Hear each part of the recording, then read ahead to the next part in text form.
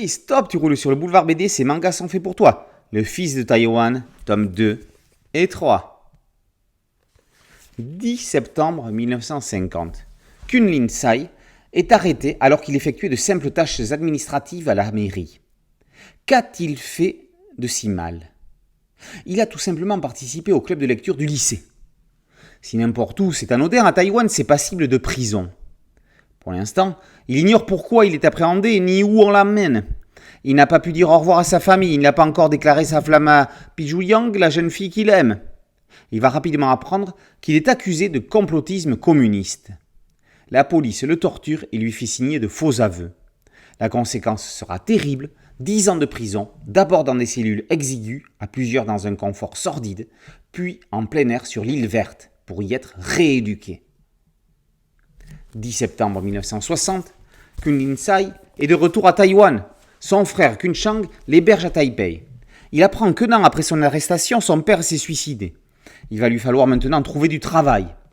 Un éditeur a besoin d'un assistant pour traduire ses articles du japonais en chinois. Kunlin accepte le poste.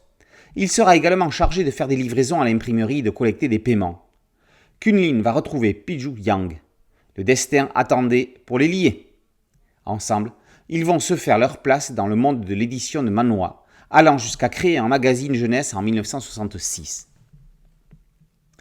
Yu Pei-yun et Zhu Yanqing poursuivent l'histoire de la vie du Taïwanais Kunlin Sai qu'ils ont démarré dans sa prime enfance.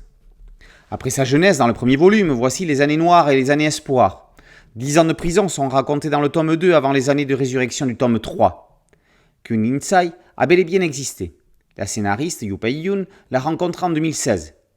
Le dessinateur Zhu Yanqing poursuit l'incroyable récit dans des styles graphiques évoluants, différents pour chaque album. Si le tome 1 était dans un style ligne claire, presque jeunesse, le trait du tome 2 devient plus rude, comme ce qu'il s'y passe, dans un gris vert triste qui s'éclaircit vers la fin. Un ciel Van Gogh montre comment le prisonnier s'évadait des souffrances en se concentrant sur son travail sans relâche, comme un art salvateur. Dans un jaune orangé de renaissance, de lumière qui se rallume, le trait du tome 3 fait un pas de plus vers un dessin réaliste encore plus adulte. Manhwa documentaire décrivant le développement historique d'une île du Pacifique, le fils de Taïwan narre la vie d'une victime politique.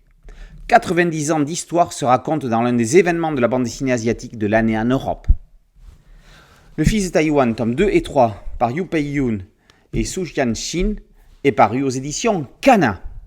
Boulevard BD, c'est un podcast audio, une chaîne YouTube et un site dédié. Merci de liker, de partager et de vous abonner. A très bientôt sur Boulevard BD. Ciao.